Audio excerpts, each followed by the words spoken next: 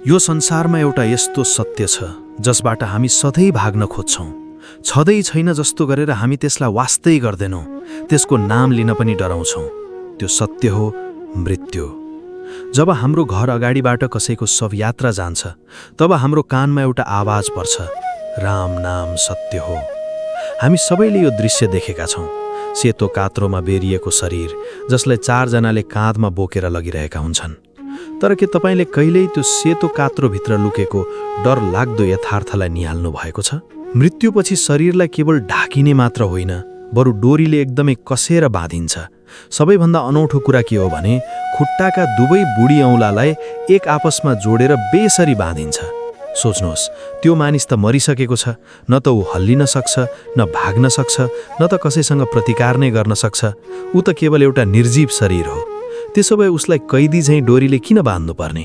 के यो मात्र अर्थीबाट नलडोस् भन्नका लागि हो, वा यसको पछाडि कुनै गहन रहस्य लुकेको छ जसको चर्चा गरुड पुराणका ती पानाहरूमा गरिएको छ जुन पढ्न समेत मानिसहरू डराउँछन्?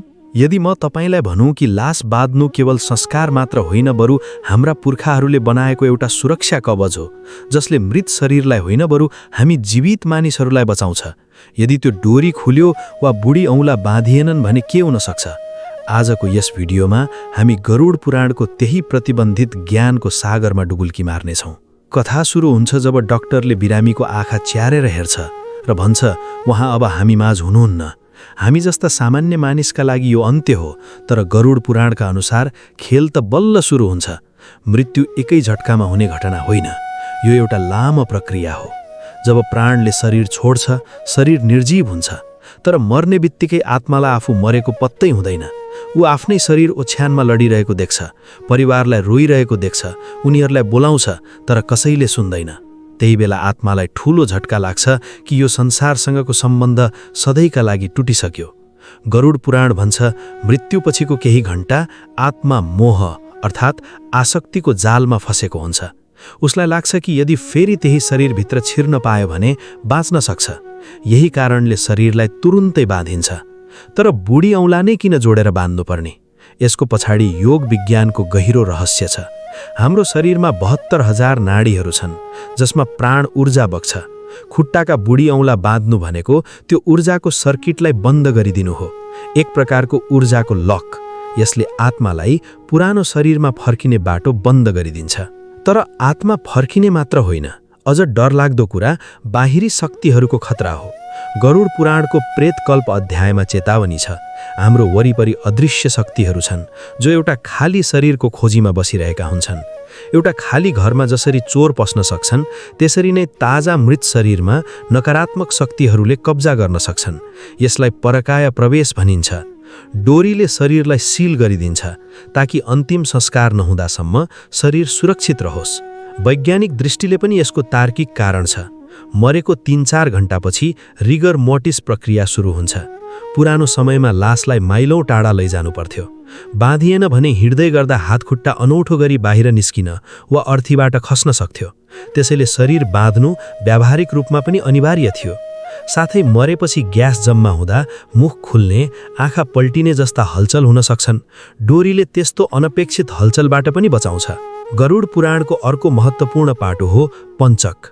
जब चन्द्रमा कुम्भ र मीन राशिमा हुन्छ, त्यो समय पञ्चक हो। यस समयमा मृत्यु भएमा मृतकले परिवारका अरू 5 जनालाई साथै लैजान्छ भन्ने विश्वास छ।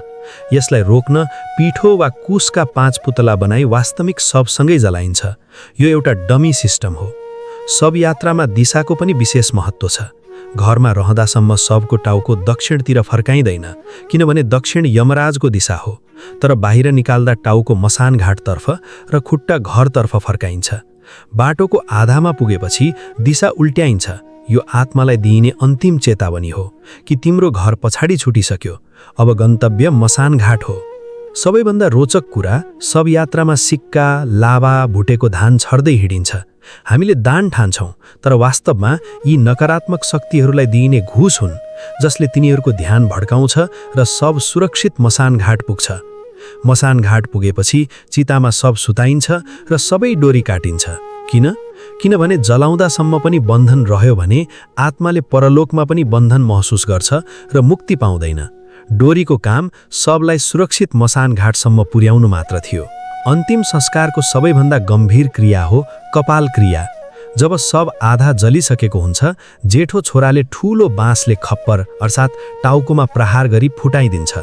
यो क्रूर लाग्न सक्छ, तर यसको पछाडि गहिरो रहस्य छ। शरीरको सहस्रार चक्र टाउकोमा हुन्छ, जहाँ आत्माको मोह अड्किरहन सक्छ।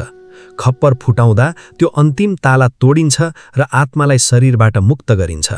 वैज्ञानिक रूपमा पनि खप्परभित्रको तरल पदार्थले बाफ बनाई प्रेसर कुकर जस्तो अवस्था सिर्जना गर्छ, जसले विस्फोट गराउन सक्छ। त्यसैले यो सुरक्षा उपाय पनि हो। अन्त्येष्टि सकियो, तर कथा सकिँदैन। गरुड पुराणका अनुसार आत्माको वास्तविक यात्रा बल्ल सुरु हुन्छ। अर्को 13 दिनसम्म पिण्डदान दिइन्छ।